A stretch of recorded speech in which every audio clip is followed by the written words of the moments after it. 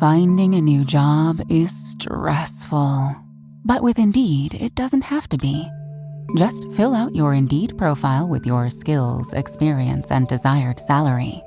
The more you fill out, the better your matches will be.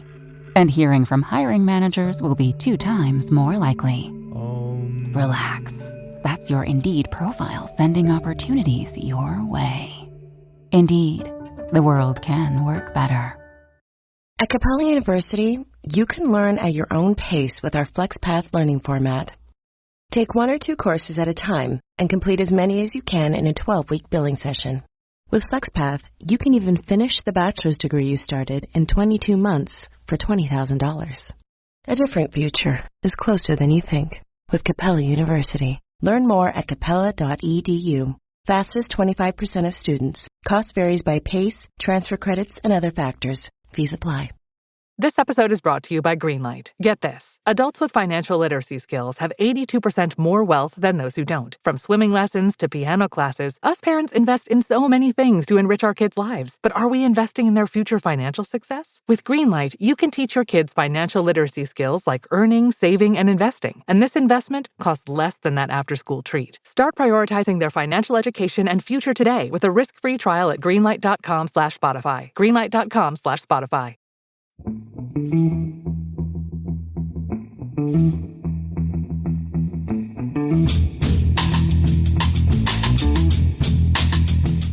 Hello and welcome to the Price of Football. The morning behind the beautiful game. Every day in Liverpool University's Kieran Maguire. I don't know why you're so frivolous this morning, Kieran. You're even more cheaper than normal. I was just about to say it is a beautiful game, Kieran, isn't it? Isn't it a beautiful game? It is a beautiful game. Yeah, it's a beautiful game if you put quite a large amount of money on the non-favourites to win the FA Cup as well. Well, I'm glad it worked out for you, Kieran. I'm really glad it worked out for you. It's actually, the sun is shining, birds are whistling. The sun's shining and you're still smiling. And I still think it's a beautiful day. I don't know what day of the week it might be. Was it Monday? I don't know what day. Yesterday was a blur. I'm going to the club in a minute and I'm doing talk sport. And then tonight I'm watching the whole game again on ITV just to see if it looks any different on ITV. I don't know, apparently you've got a game tonight, haven't you, against?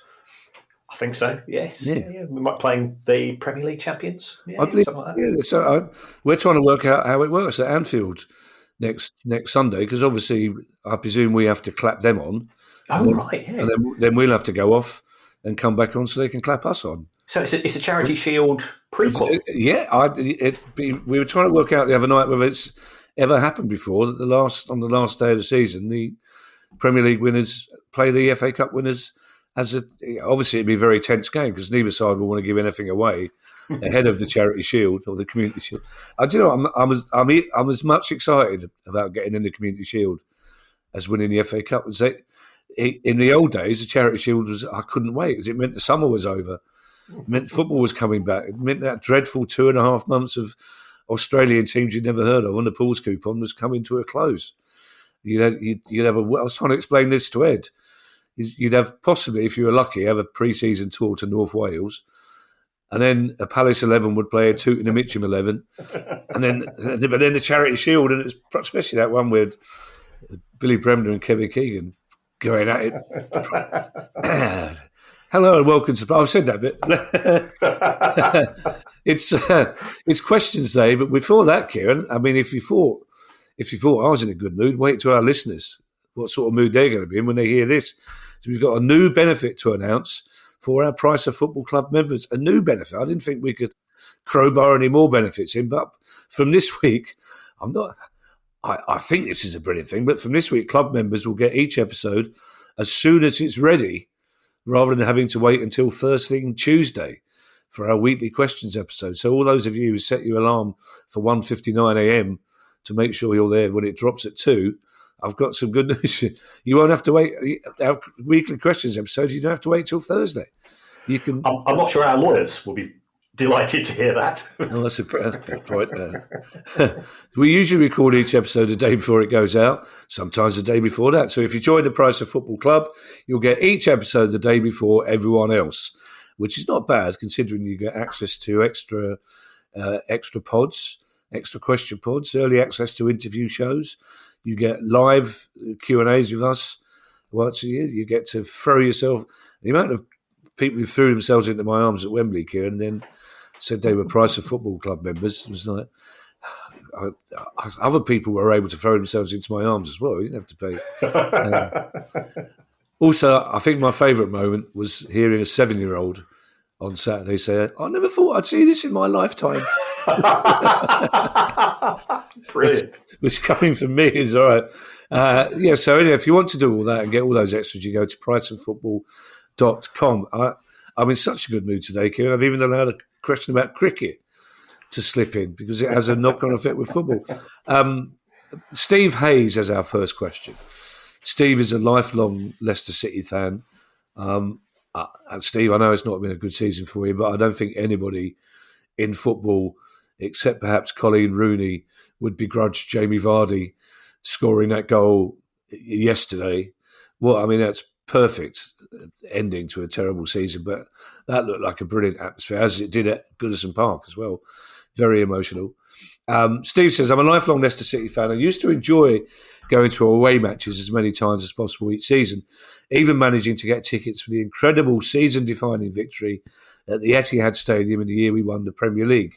However, since the giddy years of that success, our fan base has grown and it's become increasingly difficult to buy tickets to watch Leicester play away from home, with very few matches being offered a general sale to away fans. So therefore, it's frustrating when you watch on TV to see many, many empty home seats at many grounds where often whole blocks appear empty. I wonder why away allocations aren't higher at grounds, especially in the Championship, where home tickets rarely sell out. Surely there would be a financial benefit from selling more tickets to away fans, or would any additional revenue be offset by things like additional security and staffing costs? Or maybe clubs think that allowing more away fans in would create an atmosphere that would harm home team performance. I'd be interested to hear your insight. I know we've talked to our good friend Andy Holt about this in the past when some of the bigger clubs come down. What's the balance? Can you make a bit more money by offering 200 more seats down at that level? And surely it's a discussion that is had, especially in League One level, where you've got so many huge clubs, certainly until this season, knocking about in League One. Yes, it is a complicated issue. As far as the away team is concerned, or the away club is concerned, it will normally negotiate or normally be told of the away allocation at the start of the season. If it wants to buy more tickets, or even if it wants to take up its full allocation, that comes at a risk because there's normally a no returns policy. So if you say we've got a capacity of 3,000, you've got to therefore buy 3,000, or you have to agree to buy a fewer number of tickets. It could be that the away team will say, well, it's a Tuesday night, we're 14th in the division. Actually, do you mind if we just take 1,000? Because what we don't want to be is on the hook for the other 2,000. So that is one concern, and I think that is certainly an issue as far as the Premier League is concerned. Then let's say that you are Leicester City, you're going to another club. You've had a really good season in the Championship, and you could possibly take 6,000 or 7,000. That would mean displacing some of the existing season ticket holders of the home club, who might be going through that shall I renew my season ticket decision at that precise moment in time. This is certainly a huge issue in Scotland, because both Rangers and Celtic could probably sell out 3/4 of most stadiums. And some clubs have taken the money route, and that has resulted in a lot of angst from their fans. And some clubs have taken this is Kilmarnock, this is Aberdeen, this is St Johnstone, and our fans, we don't want to upset them. And that upsets the Rangers and Celtic fans. So trying to get that balance right is complicated. Steve is absolutely correct that you've got to look at things from the perspective of not just revenue, but also costs. So do you need to, if you're going to get an away following, especially if they're away following. They don't have to be naughty. They just be, even if they're a bit lively, then you've got to have additional security issues to take into consideration. That comes at a cost to the home club. And you go through this sort of routine. Most clubs, try to do what's right for as many people as they can.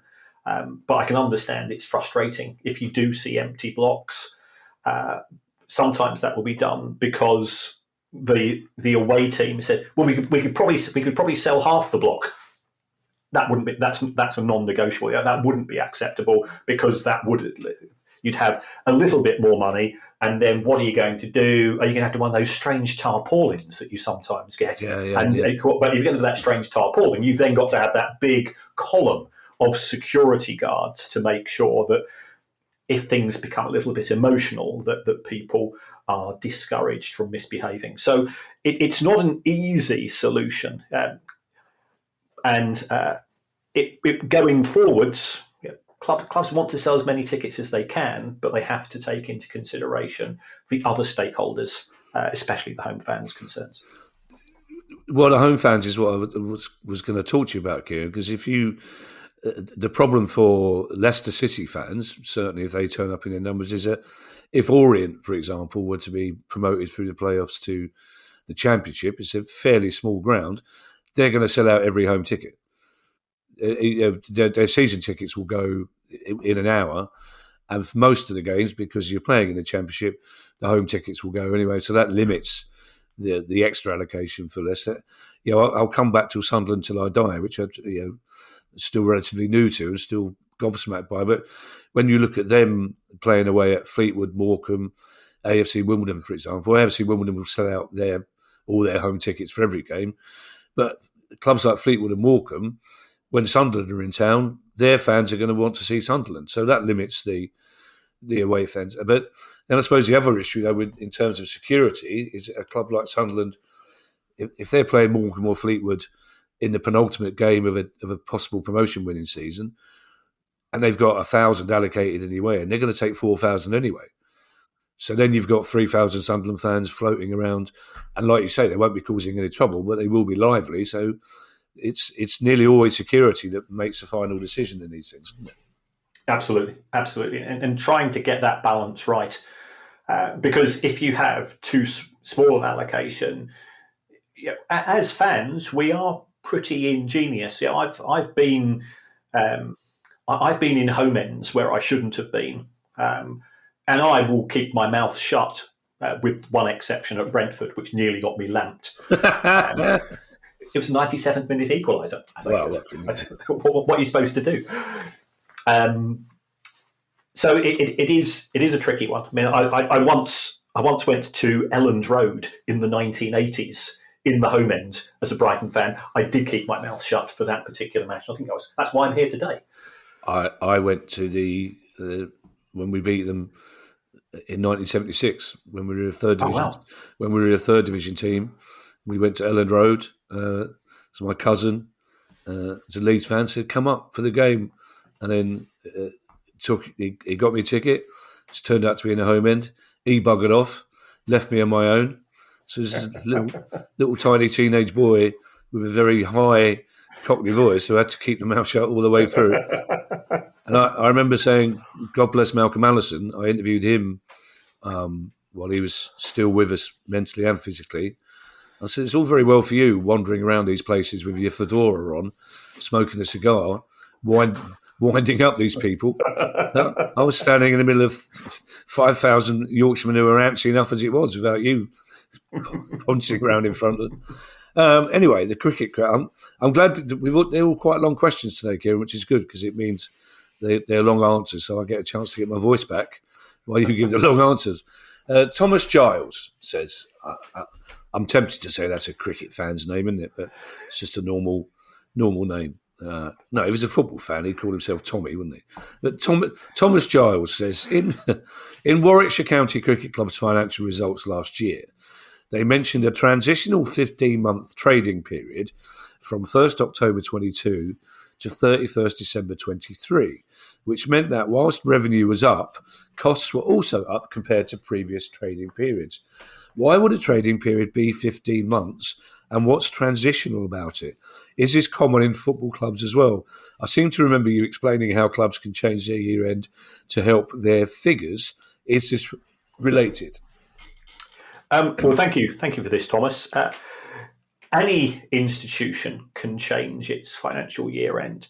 It could be that Warwickshire Cricket Club have decided that rather than tie into the cricket season, they're going to tie into a calendar year because they might have some sponsors, they might have some significant investors who also have a year end which is calendar based. I mean, nearly all football clubs have their year end as the 31st of May, the 30th of June, which is the most common, and the 31st of July. The only one of the 92 which is an outlier is Mansfield Town, which causes havoc in my spreadsheet, absolute havoc. Theirs is the 31st of December, and that's because they're owned by an insurance company which has a 31st of December year end. It just makes it easier when you're doing the group accounts. So that's sort of the rationale behind it. Why are we seeing clubs produce accounts which are 11 and 13 months on occasion, as opposed to the traditional 12? Well, there can be benefits from this. And of course, the most fated one of those is Leicester City, who in 2023 decided to move from a 31st of May year end to a 30th of June. That meant two things. First of all, that allowed them to sell players in the month of June, which contributed towards PSR. And then secondly, upon looking at the rather thrown together rule books set up by both the Premier League and the EFL, which didn't appear to have been particularly well stress tested, our good friend Nick DeMarco managed to point out that under the rules written by the Premier League and the EFL, Leicester City were neither in the Premier League or the EFL at the 30th of June as such, and therefore could not be subject to charges and sanctions. This would have, had Leicester had a good season this year and avoided relegation, they would have been in a very strong position. This is one of the, I think, outstanding issues which will arise, I would imagine, early in the new financial year when they return to the EFL. But we'll come to that, I suspect, in due course. We have seen other clubs do it. I mean, Palace did it too when there were issues relating to COVID, because if people remember, the football season was cancelled. Yeah, we seem to have forgotten an awful lot about COVID very, very quickly, which is concerning. But because the Football League, because football matches were cancelled for a period of time and then resurrected, the Premier League matches themselves didn't actually finish to mid-July. So Steve Parish, rightly in my sense, said, "Well, okay, let's have it on a season basis," and then moved back to the 30th of June the following year. We've seen Liverpool do it. We've seen Manchester City do it. We've just seen Aston Villa do it. Move from 31st of May to the 30th of June. Why have they done that? They've not said anything. They're not obliged to say anything. If I'm making an observation, I think it's fair to say that many people who analyse the accounts of clubs think that Aston Villa are in a challenging position as far as this calendar year is, or this season is concerned, in terms of breach of PSR. So therefore, having that extra month in which they can sell players will be beneficial to the club. Perfectly within the remit of the rules, it has to be said. So don't criticise the clubs, criticise the people writing the rule books. Is my view. So that's where we are. So is it common in football? It's not uncommon. It's not rare. It's not wouldn't call it common. Nigel Farage appearing in Clacton representing his constituents is what I describe as rare. Football clubs changing their year end more frequent than that. Yeah, Nigel Farage. He's claiming to be a Palace fan now. Oh. He can claim someone else if he wouldn't mind. Kieran, if we assume then that most football clubs adopt 31st of May, 31st of June, 30th of June as their year end, because it's the season end pretty much, would cricket clubs therefore traditionally their year end would be 30th of September? Yeah, Right. that is quite common. In fact, this is what we did see at Warwickshire. Yeah.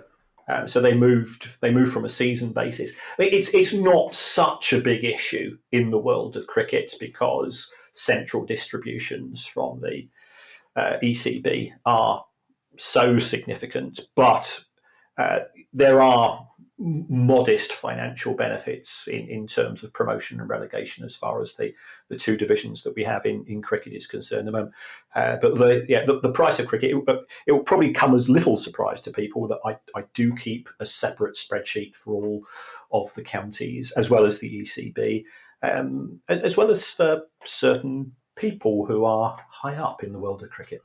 Well, that sounds like a threat. That sounded like a shot across somebody's bows, didn't it? I was talking to somebody high up in the world of cricket recently, Kieran, about the amount of money county clubs make for merchandise compared to football, and it's not a lot. It's really, really not a lot at all. I mean, you're talking about possibly different for the Test team, but in terms of a county tie, you're talking about if you sell 200 shirts in a season, you're doing cartwheels. It's incredible.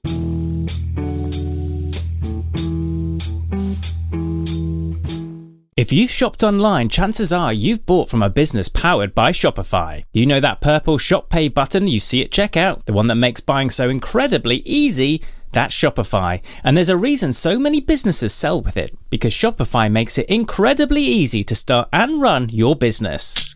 Shopify is the commerce platform behind 10% of all e-commerce in the US. Sign up for your $1 per month trial and start selling today at shopify.com/promo. Go to shopify.com/promo. Ryan Reynolds here from Mint Mobile. I don't know if you knew this, but anyone can get the same premium wireless for $15 a month plan that I've been enjoying. It's not just for celebrities. So do like I did and have one of your assistants switch you to Mint Mobile today. I'm told it's super easy to do at mintmobile.com/switch. Upfront payment of $45 for 3-month plan, equivalent to $15 per month required. Intro rate first 3 months only, then full price plan options available. Taxes and fees extra. See full terms at mintmobile.com.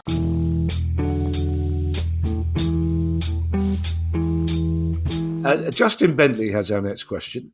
It's a nice short question. Justin Bentley says, how much is it worth to a club if they win the FA Trophy?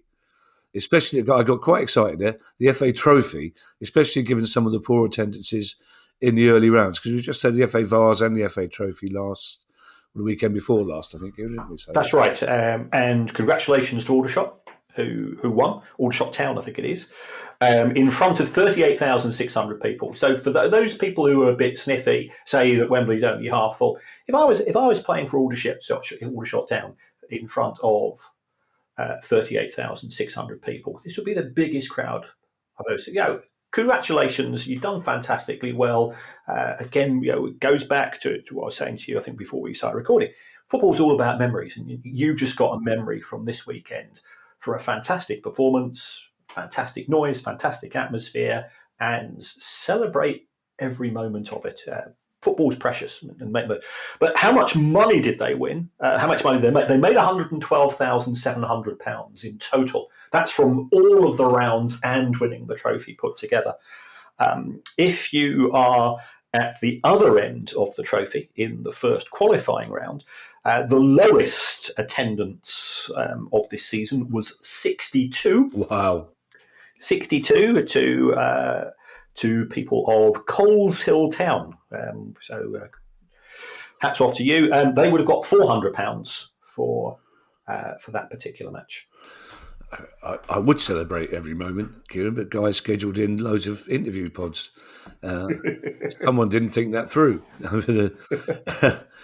62 people. I would have loved to have been one of the 62 people at Coleshill Town, because those games can generate just as many memories as So and also, like you say, there's a certain snobbishness about Wembley. 38,000 people at Wembley. That's the bottom two tiers. That's the bottom two tiers full for any of the players who took part, and especially for the teams that won. That's a brilliant experience. It's fantastic. And let's face it, unless you go and see England, if you're an Aldershot fan, you ain't getting many chances to go to Wembley. Yeah, yeah. You can say that about most teams in the Football League and the Premier League, but what I love, it's my new favourite stadium now. I was indifferent about it before. Tim Punter, which is a great name, but Tim Punter has this question. And Tim says, I've just finished reading the excellent Data Game, the story of Liverpool FC's analytics revolution by Josh Williams.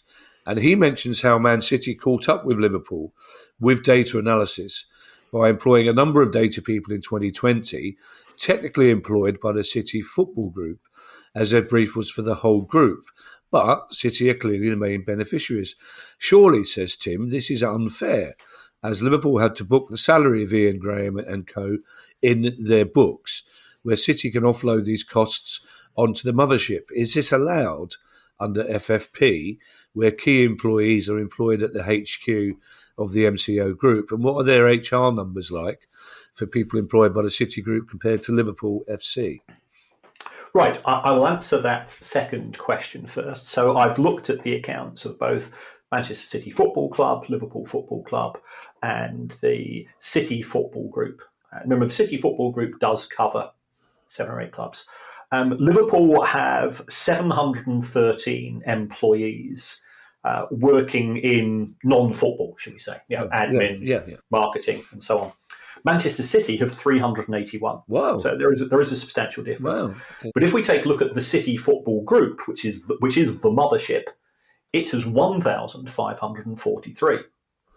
So I think, as far as Tim's viewpoint will be concerned, he will say, well, are some of those people working for Melbourne City, Mumbai City, New York City, or if they have an overreaching role, how much of their salary is being allocated to Manchester City Football Club?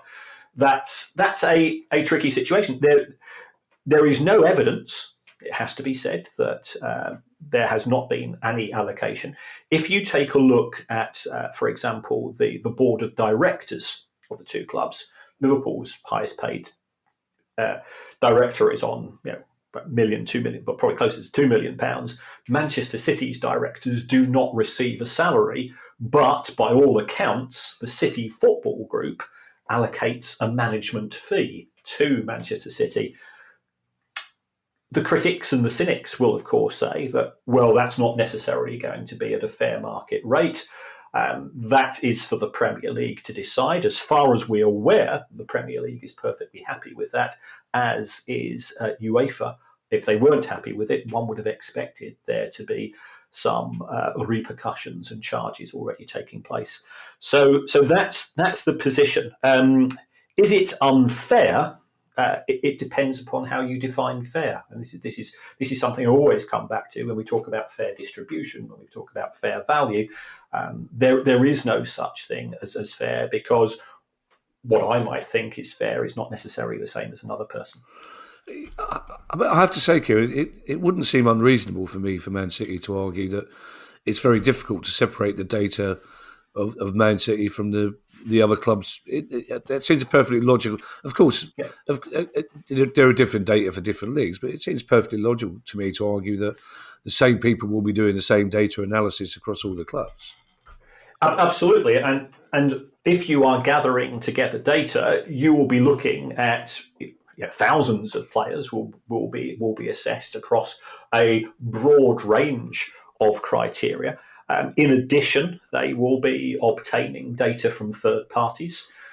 So I had a meeting, had a chat with one of the data analytics companies a few weeks ago, which was, from a nerd's point of view, it's a bit like heaven. It was, as far as I was concerned, and going through, and I won't name the player because it's not fair to do so. But this was a player who has come to the Premier League for a considerable amount of money. And they said, what do you think of this player? I said, well, he's probably not justified the fee. But assuming that the fee is correct, and they said, yeah, the fee is correct. So why do you think that's the case? I said, well, look, I've always said I know nothing about football. They said, okay. So they took me through some filters, and they showed me the players. So this is a player who was a forward. They showed me what you might call his gross statistics from the club, from where he was recruited, and good goal scoring record. So I look at that. Well, perhaps the player hasn't settled in. I said, okay, let's strip this down, and then went through sort of on a match by match basis. These are the number of goals that he scored against clubs in the top 6, the top 8 of the division, and these are the goals which he scored against the bottom 8. And when you looked at this, he was scoring 3 or 4 times as many goals against the bottom 8. So this is a classic case of a player who is a professional footballer. So let's not only doubt it. He's still a very, very talented individual, but the buying club has not gone through a data analytics approach, and they have just seen the numbers in terms of the goals scored and bought the player. So what does this mean? That if this, and he said, and how would you assess the league from where he's come from? It's another European league. And I say, well, the top clubs are pretty decent. You look at the clubs in the bottom half of that, and they're, let's be honest, they're championship standard, because there's a big division in this country, as there are in many different countries. So then they said, well, yeah, absolutely right. So our assessment was this would be a decent signing for clubs in the championship. Probably couldn't afford him. But certainly for the clubs in, say, the bottom 6, the bottom 8 of the Premier League, that's the type of striker you'd expect to sign. He went for a much bigger club than that. It's fair to say that he's not delivered in line with the expectations of the fee and perhaps the expectations of the fan base. But this is the reason why. And Manchester City will be doing that across, the City Football Group. And they were saying, okay, this player, we'll assess him, good player, not good enough for Manchester City, but probably would do pretty well for one of our other clubs. How do you allocate those costs in terms of the data analytics? I don't know. We've had Ian Graham on this show, and I've read his book, and I'd recommend his book to anybody. And if you get the chance to hear Ian talk, either on sort of traditional media or at a pattern, I think he's a fascinating guy and a very passionate guy about football and Liverpool. It has to be said, he's a Liverpool fan first and foremost. But it is a tricky one because there's 1,000 different ways of allocating costs within a group, and if you're a good accountant, you can make it 1,001. I've got in the city in my head now. So you was 1,000. Anyway, I've never been to a data analytics office, Kieran, but I must say, surely it was a pleasant surprise for them to see somebody walking up the pathway smiling. Because this bloke looks like he's really looking forward to coming in here. It did feel like Christmas Day. I bet it did. I bet when they went home, they went, "Come on, blimey, he knows he's what." Right. Was you sharp? Yeah, God, I thought he'd never go. Mark Collins has our last question, and he has a subtle little dig at our waiting list for questions to be asked as well. But harsh, but true. Mark Collins says, on a recent pod, i.e. many, many months ago now, Kieran spoke about the amount of money clubs owe each other in respect of transfer instalments. If the selling club borrow against these ongoing instalments, which many seem to do, everything is fine, provided the buying club make the promised payments. However, if the buying club default on these monies due to the selling club, is left with a debt they can't service. My question is, do the selling clubs generally take out some form of insurance against a potential default?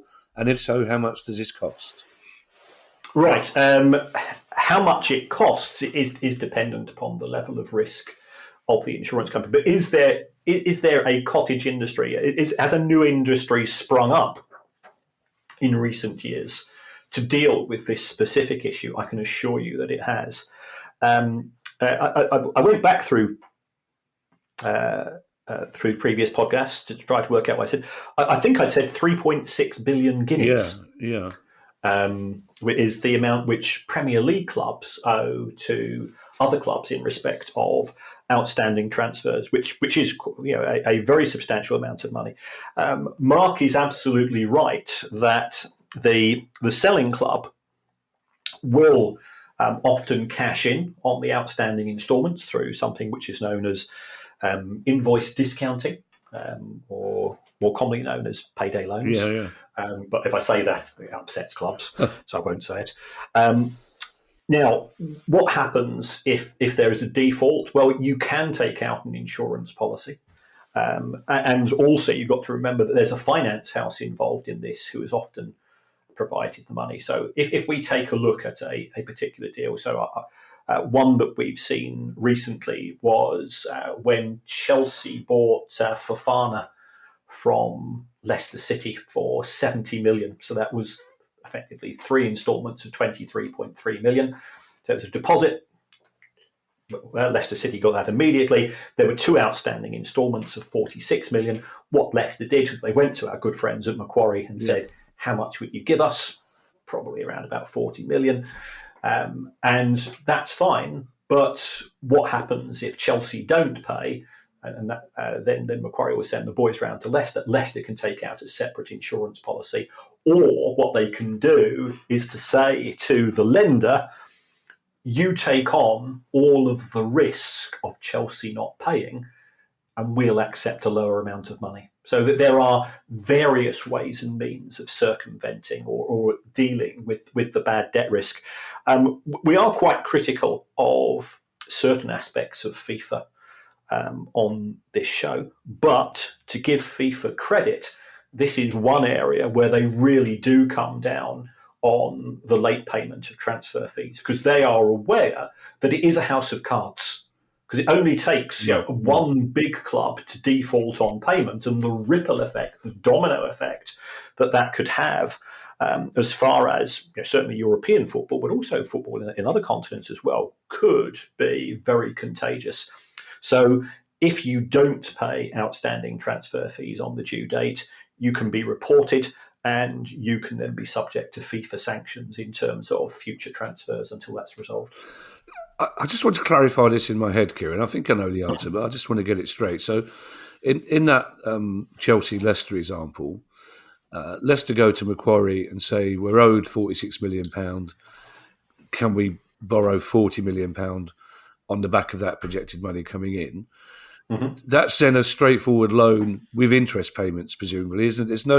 There's no question then that Macquarie have any interest in the player's registration or any sense of ownership of that player. It's simply a loan based on potential money coming in.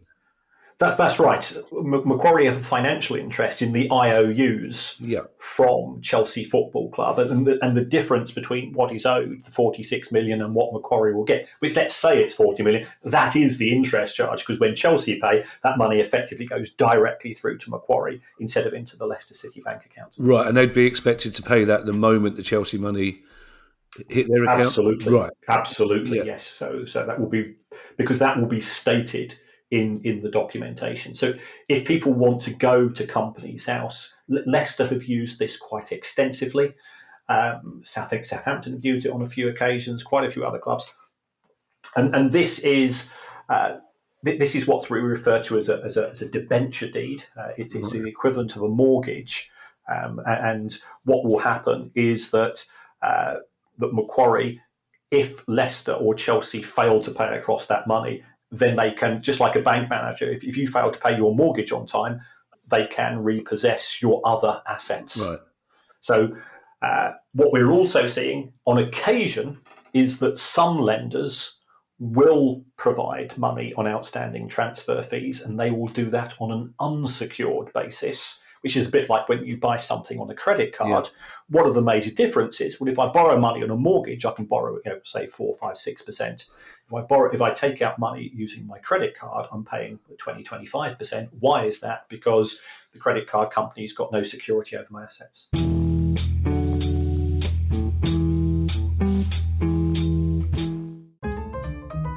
Whatever the occasion, effortless elegance is right this way. Because Hilton brings you new ways to stay courtesy of the Nomad London. And it doesn't stop at award-winning dining in a space draped in velvet and illuminated by vintage chandeliers. No, this day goes beyond with unparalleled personalized service and attentive hospitality. Oh, and did we mention the Nomad London can be booked using your Hilton Honors points at Hilton.com? Hilton, for the stay. You know that feeling when someone shows up for you just when you need it most? That's what Uber is all about. Not just a ride or dinner at your door. It's how Uber helps you show up for the moments that matter. Because showing up can turn a tough day around or make a good one even better. Whatever it is, big or small, Uber is on the way. So you can be on yours. Uber, on our way.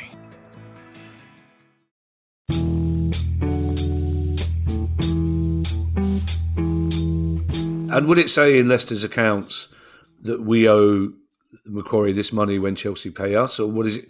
Or does it come as a surprise to Leicester fans who suddenly thought, well, hang on a second, Chelsea owe us 20 million quid. Surely we've got that money available for transfers now. It is a document which has to be lodged at Companies House. So I think there's a fair chance that some dweeby person will have tweeted it. Right, okay. I just wanted to know that it was in the public domain, basically. Yeah. If it's secured, yes, it is. Okay. Yeah. Thank you to everyone who's joined the brand new Price of Football Club. If you'd like to join the club too, get ad-free listening and invite to our monthly Q&A sessions, bonus episodes, early access to actual episodes. Kieran, how excited is that? You can be up at midnight for people like you who are so excited about numbers. You can, like Christmas Eve every day. Imagine that. I'd love it. Always winter, never Christmas. Always winter, not quite Christmas. That'd be perfect, wouldn't it? I'm still excited, Kieran. I'm sorry. You can do all that by going to our website, priceoffootball.com. If you have a question you'd like answered on the show, email us at questions@priceoffootball.com. Don't forget you can follow us on X and find us on YouTube. And if you'd like to buy one of our excellent books or the Price of Football t-shirt, you can find all the details on our website, priceoffootball.com. We'll be back on Thursday with our regular news pod. May have some chat about the Europa League, Kieran, for no. It's not news. It just may have some chat. Full stop. In the meantime, I shall hand you over to Mr. Kieran Maguire for his customary farewell. Well, as always, thank you for everybody that's engaged. I've had some lovely messages from Palace fans as well. Genuinely lovely messages, and I say this: we are rivals off the pitch, but we've got so much in common in terms of fans of provincial clubs, and that's what we share. So I'm absolutely delighted for all of you. So thanks for getting in contact. Arsenal fans, they seem to be a bit of a humorless bunch. I made a bit, an off the cuff, cheeky remark. It's good to see Eddie Nketiah joining a club that wants to win trophies. You would have thought that I have insulted a close family member from the very, very hissy response that I got from them. I like Arsenal. You like everyone. I like everybody.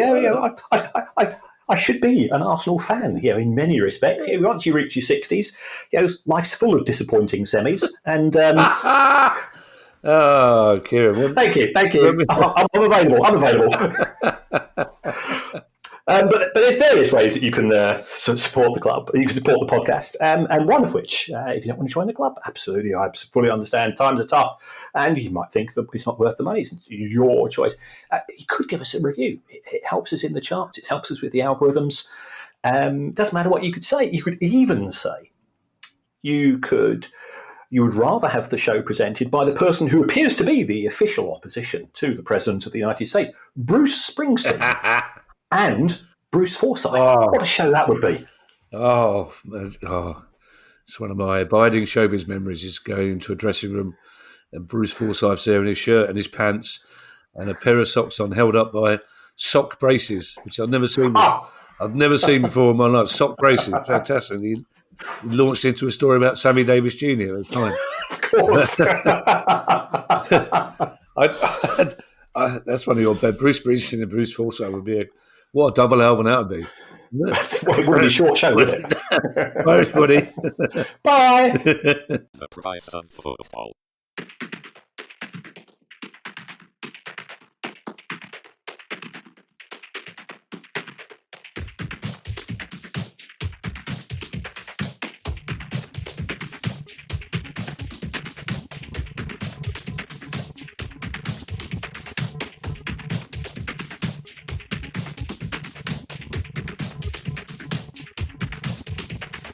The price of football.